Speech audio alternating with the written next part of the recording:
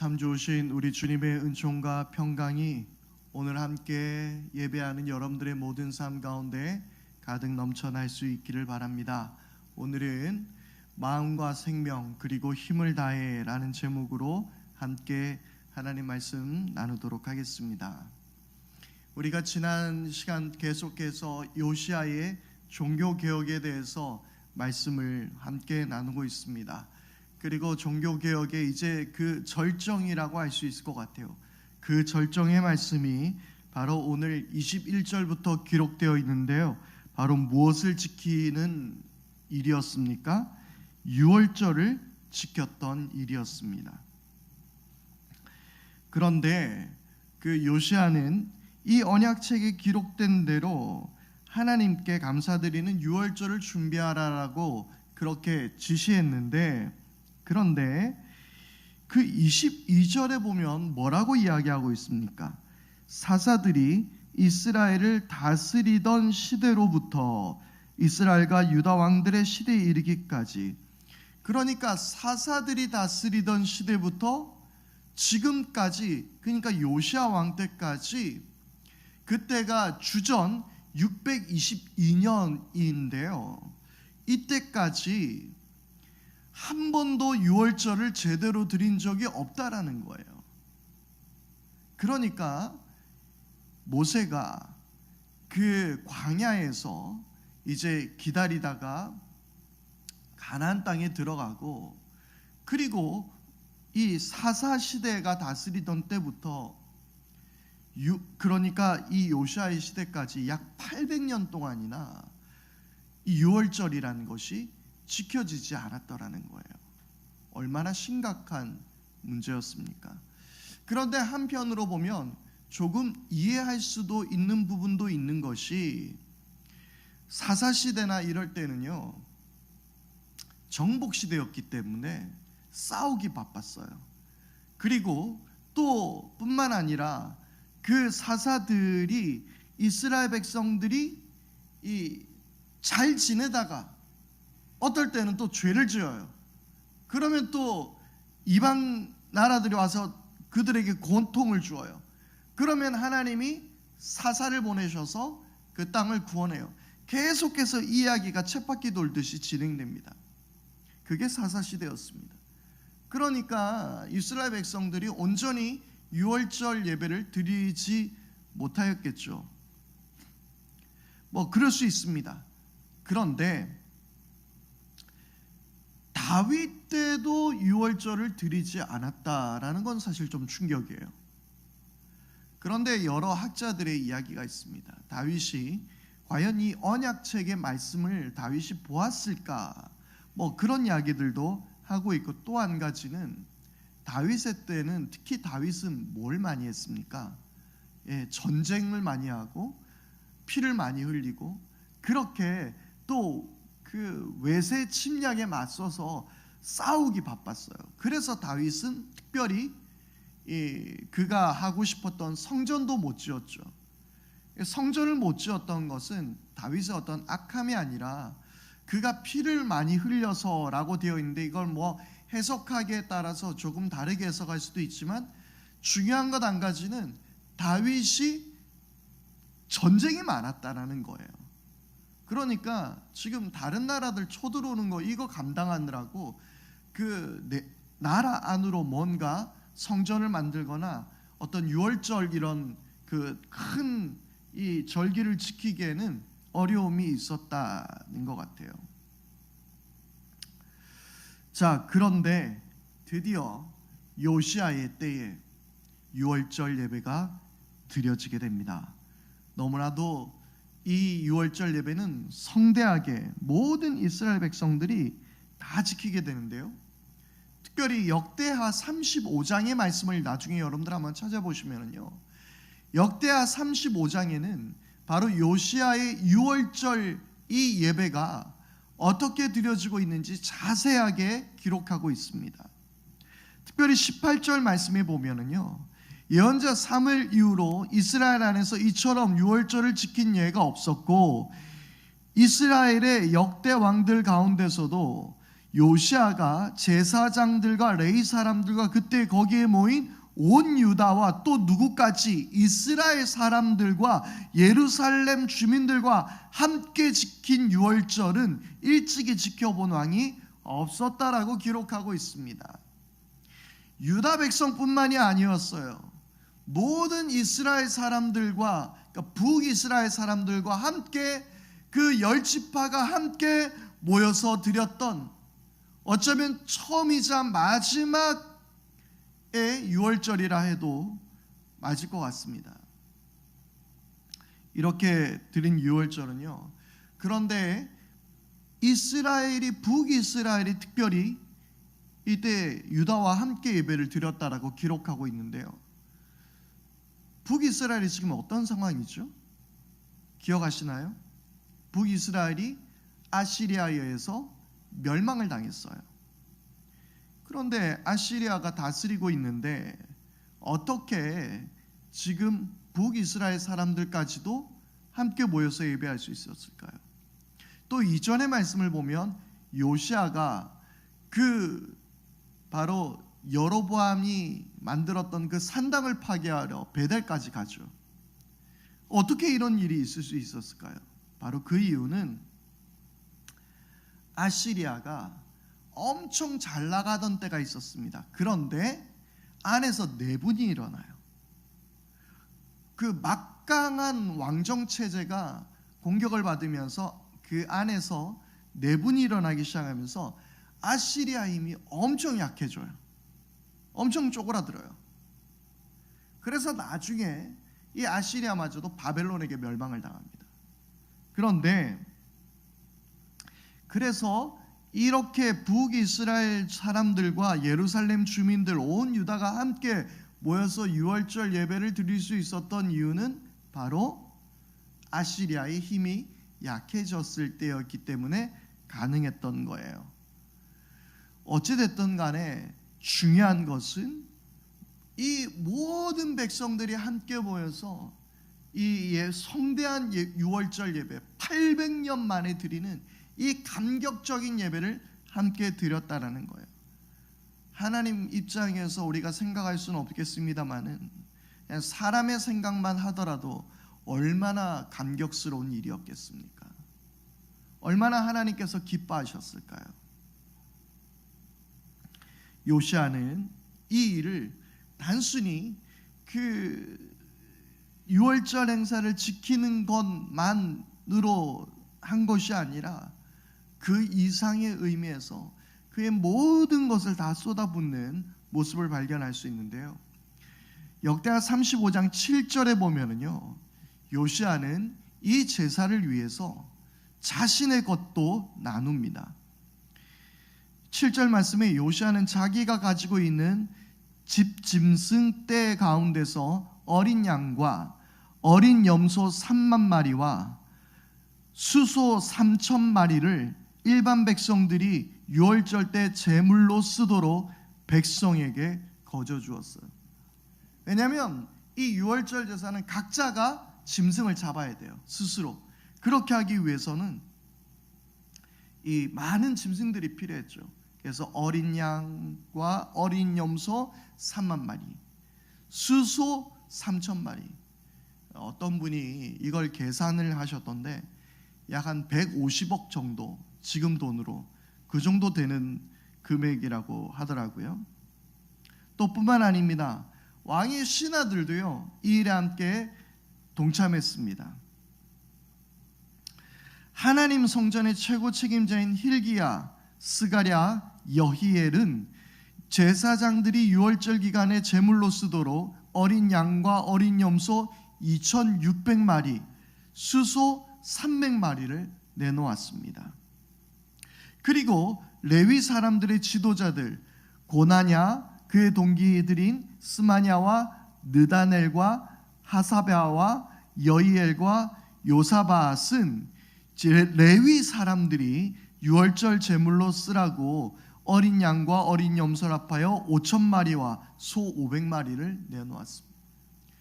그러니까 왕과 그리고 왕의 신하들 그리고 레위 사람 지도자들은 모든 백성들이 함께 하나님 앞에 아무런 부담을 가지지 않고 마음껏 하나님 앞에 예배할 수 있도록 자신의 것들을 다 쏟아부으며 하나님 앞에 예배했다라는 거예요.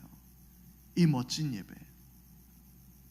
마침내 이스라엘에 회복된 유월절의 예배. 여러분, 유월절 예배의 의미는 무엇입니까? 패스오버. 이게 유월절이라 그러죠. 바로 하나님께서 이스라엘 백성들을 이집트의 땅에서 탈출시키실 때에 마지막 재앙이 뭐였죠? 장자를 죽이는 것이었어요. 그 집안의 장자를 죽이는 것이었는데, 그때에 그 어린 양의 피를 문설주에 바를 때에 그 죽음의 그림자가 그 집을 넘어갔어요. 패스오버했어요. 그래서 마침내 이스라엘 백성들은 바로로부터 항복을 받습니다. 그리고 이스라엘 백성들은 이집트에서 탈출을 할 수 있게 되었어요. 이를 기념하는 것이 바로 유월절입니다. 그러므로 이 유월절 행사는 단순히 절기의 의미를 넘어서서 구원하신 하나님, 그들을 해방시키시는 하나님, 그들을 자유케 하시는 그 하나님을 기억하는 날이었다는 거예요.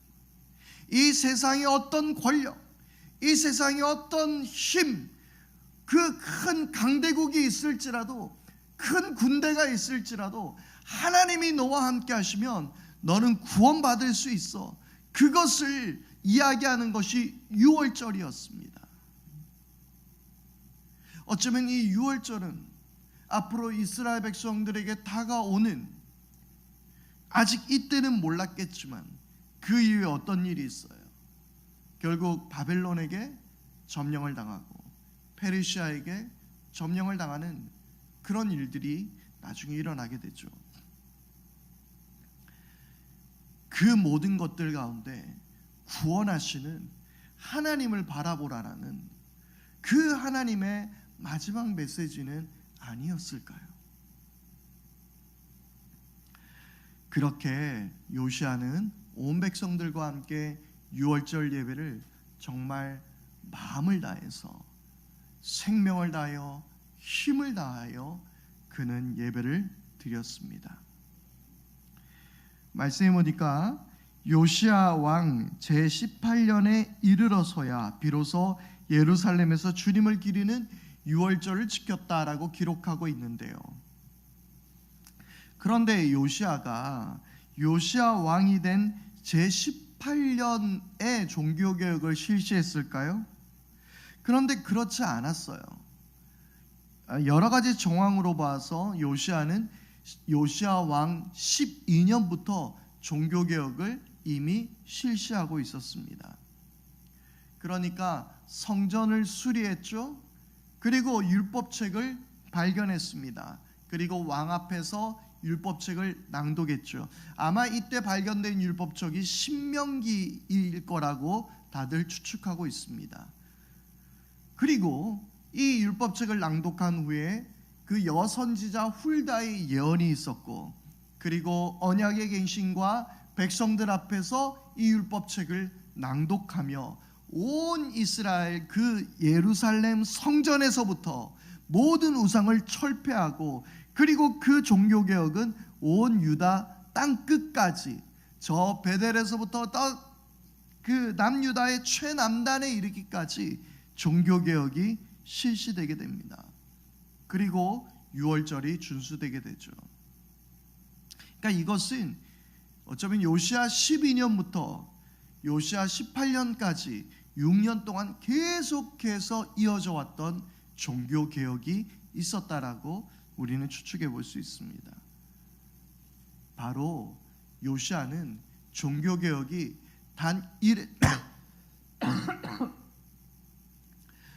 일회적인 그 어떤 행사, 사람들의 눈에 보이기 위한 그런 것이 아니라, 요시아의 종교개혁은 그의 마음속에서 결코 사라지지 않았어 마음을 다해서, 그리고 힘을 다해서 그 종교개혁의 열심을 멈추지 않았다라는 거예요. 여러분, 작심 3일이란 말이 이제 이미 며칠 전에 끝이 났죠. 예, 이때쯤 되면 이제 작심 3일은 이미 끝난 상황들, 계속해서 3일, 3일, 3일 뭐 그렇게 하실 수도 있죠. 그런데 하나님을 섬기는 데 있어서도 우리가 작심 3일로 끝나는 경우들이 있어요. 특히 우리 그 젊은 집사님들이나 이런 캠프를 경험해봤던 뭐 우리 집사님들도 마찬가지일 텐데, 청년들이나 생각해보면 학생회 때 여름 캠프 가서 그래서 거기서 막 은혜 받으면 막 세상이 뒤집어질 것처럼 해서 내려옵니다. 막 제가 아이들 이렇게 콜링하면 막 그냥 주님을 위해서 내 일생을 드리겠노라고, 선교사로 내가 파송해서 주를 위해 살겠노라고. 그러면 제가 아이들을 말립니다. 야, 다시 한번 생각해봐. 아니에요, 저는 주님 위해서 살 거예요. 작심 3일을 못 넘깁니다. 물론 그죠. 그러면 또 뭐 캠프에서 또 에너지 또 채우고 그러면서 조금씩 더 자라가는 거죠. 그러나 중요한 것이 있다면, 여러분, 우리가 마음과 생명과 힘을 다해서 주님을 섬긴다면 이 작심 3일은 없어지게 될 줄 믿습니다. 주를 위하여 작심 3일을 멈추고 정말 우리의 모든 삶을 다하여서 주님을 섬길 수 있는 저와 여러분들 될 수 있게 되기를 바라요. 그래서 성경은 우리에게 늘 이렇게 말씀하죠. 마음을 다하고 뜻을 다하고 힘을 다하여 내 하나님을 사랑하라라고 말씀하십니다. 우리의 마음을 다하는 거예요. 우리의 뜻을 다하는 거예요. 우리의 힘을 다하는 거예요. 그것은 결코 멈출 수 없습니다. 그렇게 주님을 더 뜨겁게 사랑하며 이 열정을 가득 채워서 살아가기를 바랍니다. 자, 종교개혁은 그렇게 멈추지 않습니다. 24절 말씀입니다. 24절 말씀 함께 읽어볼까요? 자, 시작. 요시야는 대제사장 hil기야가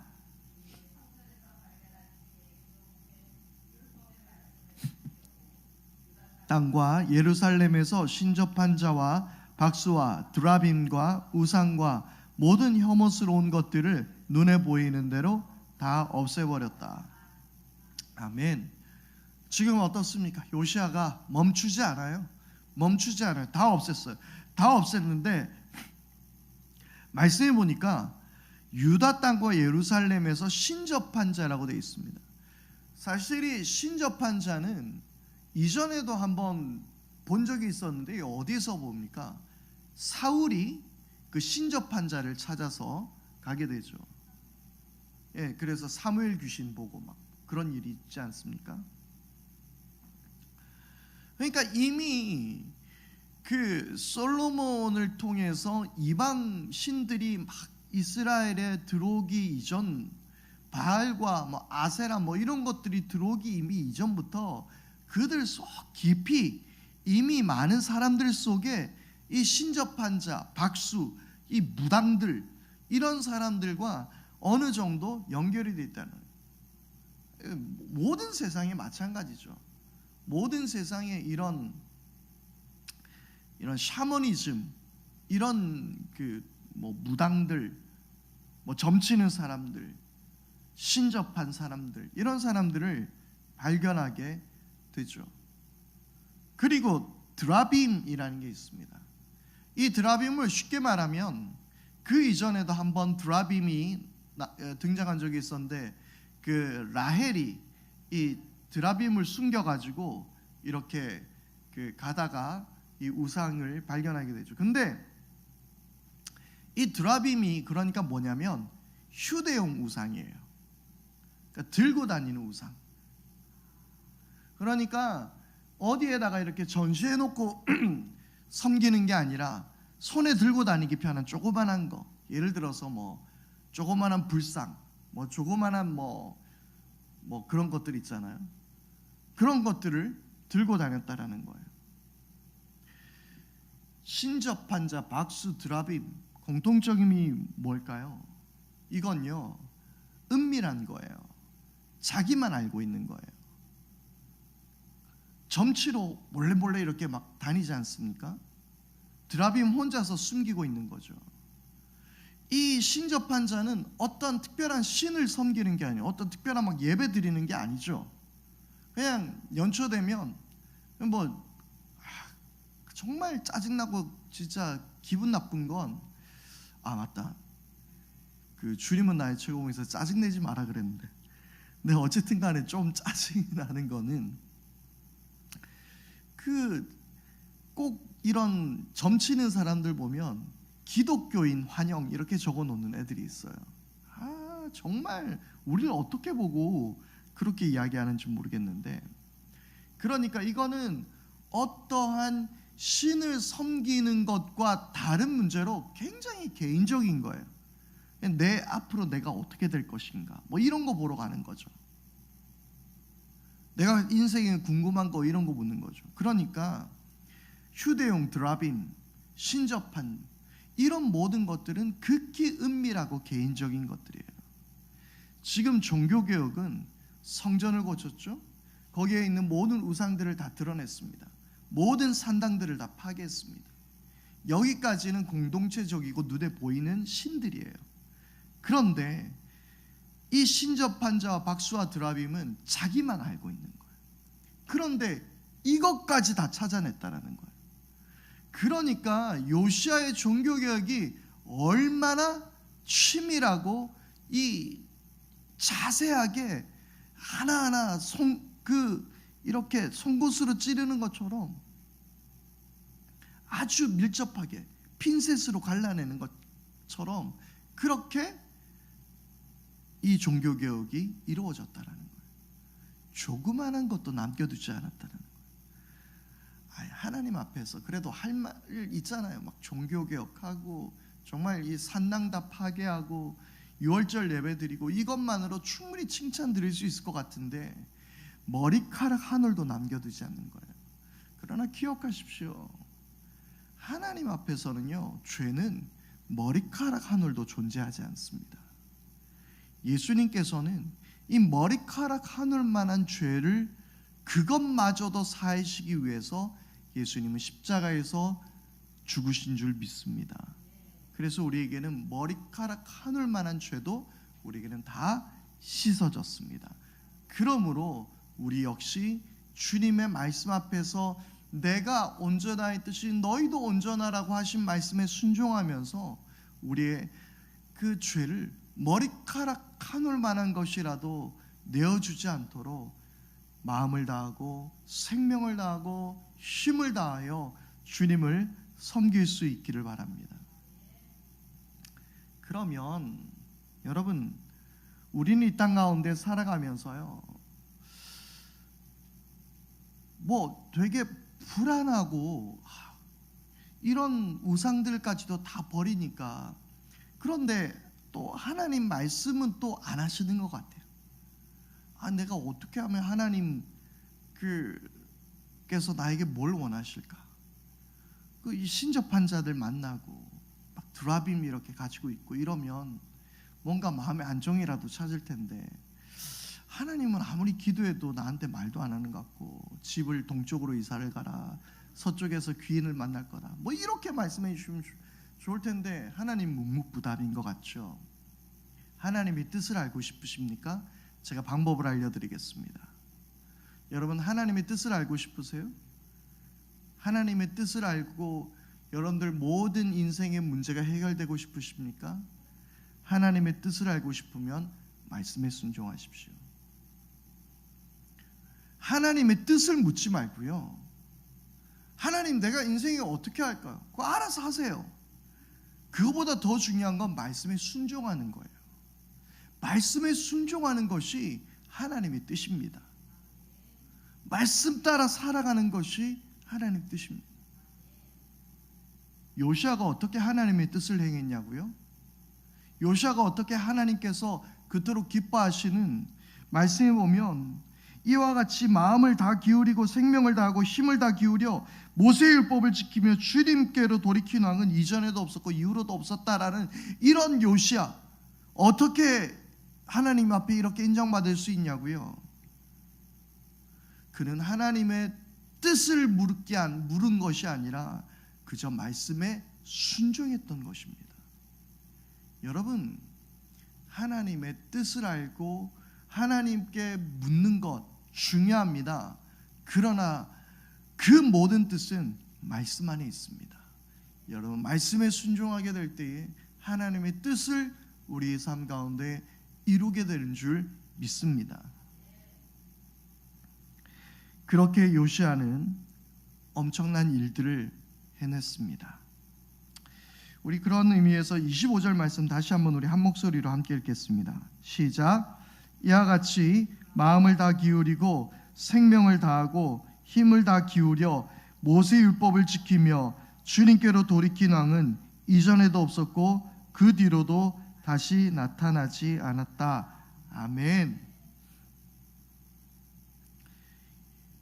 여러분, 정말 이 요시아는 그가 마음을 다하고 생명을 다하고 힘을 다 기울여서 말씀대로 지키려고 살았던 거예요. 그런데 이렇게 살아가는 삶이 쉬울까요? 여러분, 마음과 생명을 다하고 힘을 다하는 게 쉬울까요? 네, 쉽지 않아요. 당연히 쉽지 않습니다. 말씀에 근거한 유월절 그렇게 드리는 거 막 보니까 장난 아니잖아요. 막 150억, 막 200억 막 이런 돈을 막 쏟아붓고 그렇게 해서 드리는 게 유월절 예배였다면 이거 쉬운 일이 아니었어요. 그런데 쉽지 않은 일을 피하고 쉬운 일 택했던 게 뭐예요? 산당이에요. 그게 산당입니다. 쉽게 하려는 게 산당이에요. 예배 생활요? 어렵죠. 당연히 어렵습니다. 누가 쉽답니까? 저는 그 나이가 들면 아침잠이 없어진다라는 게 참 소망이었어요. 저에게는. 야, 드디어 내가 나이를 먹을수록 좀 힘은 들지만 그래도 잠은 없어지겠구나. 새벽 기도회가 좀 더 편해지겠어 라는 생각은 웬걸? 네, 새벽 기도회가 아직도 저는 힘들어요. 쉬운 게 아니에요. 조금이라도 늦게 자면요, 자다가 밤중에 화장실이라도 한번 갔다 오면 새벽에 일어나는 게 진짜 힘들어요. 어떨 때는 제일 억울할 때가 진짜 알람 맞춰놓고 10분 전에 눈 뜰 때가 그렇게 억울해요. 아직도 그래요. 쉬운 게 없죠. 그래요. 저도요, 뭐 생활인입니다. 저도 새벽 기도에 마치고 회사 출근해야 돼요. 또 출근하고 집에 와서 밥 먹고 오늘처럼 수예배까지 드리면요, 밥 먹을 시간도 없어요. 마치고 또 잠깐 뭐 늦게라도 밥이라도 먹고 그리고 내일 새벽 기도에 준비하고 자야 돼요. 쉽지 않아요. 그럼 여러분들 그러겠죠. 넌 목사라서 그렇지, 누가 하래, 뭐 이렇게 이야기할 수도 있죠. 여러분, 목사만 그런 게 아니고요, 우리 모든 그리스도인들이 그렇습니다. 솔직히 이야기해 보십시오. 제가 우리 새벽기도 영상 조회수를 보고 시험이 들어가지고 하지 말까 막 이런 생각도 할 때가 있는데 어제 보니까 참담하더라고요. 근데 솔직히 여러분, 시간 놓치면은요 예배 드릴 여유 없습니다. 새벽 기도에 이 시간이라야 뭐 새벽 4시 반에 여러분들 새벽 5시 반에 약속하지 않잖아요. 누구 만날 시간 아니잖아요. 이때 온 거예요. 그때, 그리고 내가 뭔가 하기 전에 그렇게 시간을 정해서 하지 않으면요 안 돼요. 쉬운 게 없습니다. 레위기의 요구가 쉽습니까? 어려워요. 예배는 원래 불편하고 어렵습니다. 힘듭니다. 그런데 생각해 보십시오. 예배는 여러분들을 위한 게 아니에요. 쉬운 거는 여러분들을 위해서는 쉽게 하겠죠. 예배는 하나님을 위한 거예요. 당연히 어려운 거예요. 아니, 세상에서 가장 높으신 위대하신 하나님 앞에 예배하는 게 쉬울 리가 있겠습니까? 죄인된 우리가 하나님 앞에 서는데 쉬울 리가 있겠습니까? 새벽이 쉬울 리가 있겠습니까?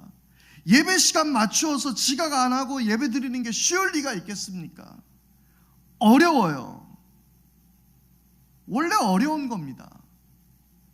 그런데 주님 그것을 요구하는 거예요. 종교개혁이 쉬웠겠습니까? 종교개혁이 쉬울 리가 없죠. 많은 사람들의 반대가 있었겠죠. 불편하겠죠. 그런데 종교개혁 역시 마찬가지예요. 사람을 위해서 종교개혁합니까? 예배드리기 편하고 무슨 이것저것 다 없애려고 종교개혁했어요? 종교개혁은요, 하나님을 위해서 하는 거예요. 여러분, 종교개혁에 그 5가지 솔라가 있죠. 종교개혁자들이 했던 것. 솔루스 크리스투스, 오직 그리스도. 솔라 그라티아, 오직 은혜. 솔라 피데, 오직 믿음. 그런데 우리는 자꾸 여기만 멈춰요. 솔라 크리스투스, 솔라 그라티아, 솔라 피데, 오직 그리스도, 오직 은혜, 오직 믿음, 이것만 생각해요. 그러니까 종교개혁이 편하다고 생각하죠. 그런데 3개가 아니라 5개라 그랬잖아요. 한 개가 뭐예요? 솔라 스크립투라, 오직 말씀으로. 말씀대로 살아라는 이야기예요. 오직 은혜, 오직 믿음만 가지고 종교개혁이 이루어지는 게 아니에요. 말씀에 살아라는 거예요. 그리고 마지막 솔리데오 글로리아, 오직 하나님께 영광. 니네들 위해서 종교개혁하는 게 아니란 말입니다. 우리를 편하려고 하는 게 종교개혁이 아니라 하나님을 위해서, 하나님의 영광을 위해서 하는 게 종교개혁이에요. 그래서 힘들고 어려도 마음과 생명을 다해서, 힘을 다해서, 목숨을 다해서 종교개혁했던 거예요. 여러분, 오늘 우리 가운데 필요한 게 그거예요. 예수님이 하셨던 종교개혁이 뭐가 있습니까? 예수님이 하셨던 종교개혁, 요한복음 2장에 나오죠. 많은 사람들이 성전에서 물건을 주고 파고 돈을 바꾸고 막 이런 일들이 일어납니다. 예수님께서는 그 성전을 청결하게 하셨습니다. 모든 그 돈 바꾸는 자들의 상을 엎으시고, 그리고 그 짐승들을 다 풀어버리시고, 새 파는 사람들에게 이거 가지고 가라라고 그러세요. 그런데 이 말씀에 대해서 요한복음 2장 17절은 이렇게 기록합니다. 제자들은 주님의 집을 생각하는 열정이 나를 삼킬 것이다 하고 기록한 성경 말씀을 기억하였다. 주님의 집을 생각하는 열정이 나를 삼킬 것이다. 결국 이 사건이 예수님을 십자가에 못 박게 하는 죄목 중에 하나예요. 예수님이 성전을 정결하게 하고 이 성전을 허물라 내가 사흘 만에 다시 짓겠다 라고 말씀하신 것 때문에 예수님이 십자가에 못 박혀 돌아가는 죄목이 된 거예요. 마음을 다하고 생명을 다하고 힘을 다한 건 이런 거예요. 내가 불편해요. 내게 피해가 와요. 주를 사랑하는 열정이 나를 삼킬 수 있어요. 그럼에도 순종하고 살아가는 거예요. 여러분, 우리가 해야 하는 종교개혁이 무엇일까요? 요시야를 바라보면서 우리는 정말 마음과 생명을 다하고 힘을 다해서 우리가 해야 하는 종교개혁이요, 제일 중요한 거 예배가 예배되게 한 거죠. 요시야는 예배가 예배되게 했습니다. 예배를 회복시켰습니다. 하나님의 임재가 살아나게 했습니다. 하나님의 임재가 없는 예배, 목사의 설교가 은혜가 안 돼서 하나님의 임재가 없어지는 게 아니에요. 임재는 여러분들이 마음과 뜻과 정성을 다해서 하나님을 예배할 때 하나님의 임재가 우리를 덮을 줄 믿습니다. 제가 살려고 하는 이야기가 아니에요. 임재는 정말 우리 예배자들이 하나님 앞에 어떻게 서 있느냐예요. 예배에 목숨을 걸 수 있는 여러분들이 되기를 바랍니다. 그리고 진짜 그리스도인들이 되시기를 바라요. 말씀 앞에 순종하며 불편하고 힘들어도 정말 그리스도인으로 살아내고 버티고, 오늘 우리 새벽에 함께 나누었던 말씀이 있죠. 우리 새벽에 우리 함께 말씀을 나누면서 우리가 모든 일에 하나님을 우선순위로 하는 것. 여러분들이 일을 계획할 때, 직장으로 옮길 때, 이사를 갈 때, 공부를 할 때, 자녀에게 뭔가를 요구할 때 뭐가 중심입니까?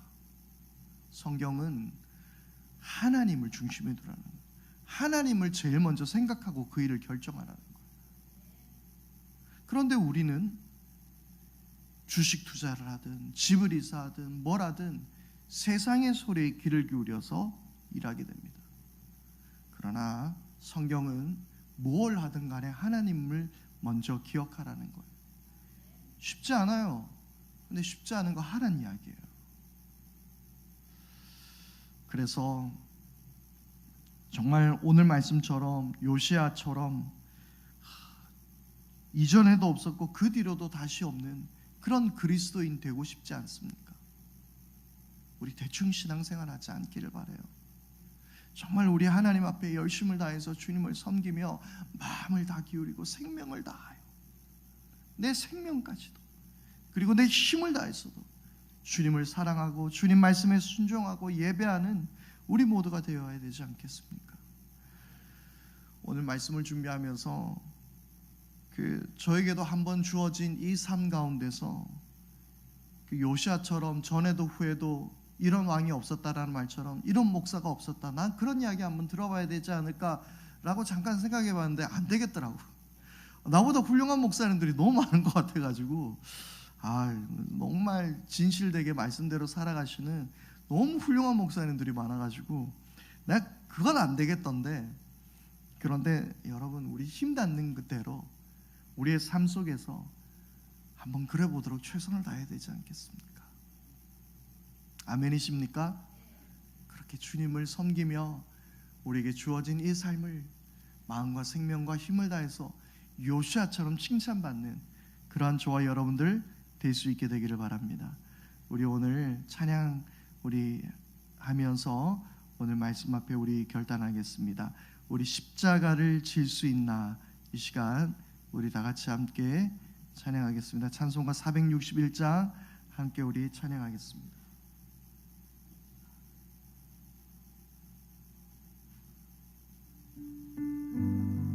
우리 1절 함께 찬양하면서 우리의 삶을 그렇게 주님께 올려드리며 함께 고백하십시다. 십자가를 질 수 있나, 주감으로 보실 때 죽기까지 따르오리. 성도 되다 하였다. 우리의 심령, 우리의 심령 주의 것이니 주님의 형상 만드소서.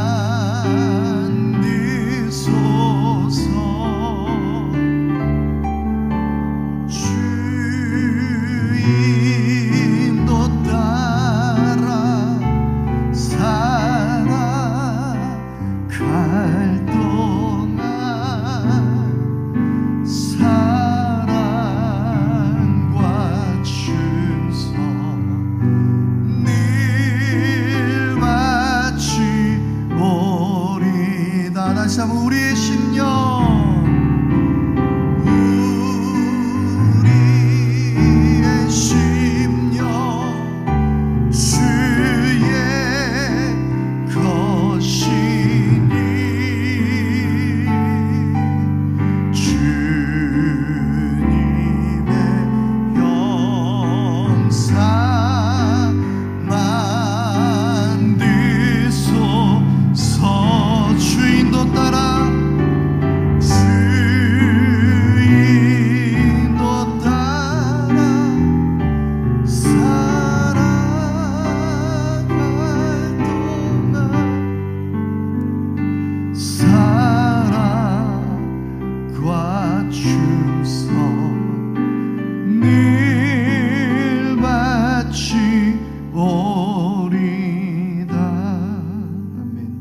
이 시간 우리 함께 기도하십시다.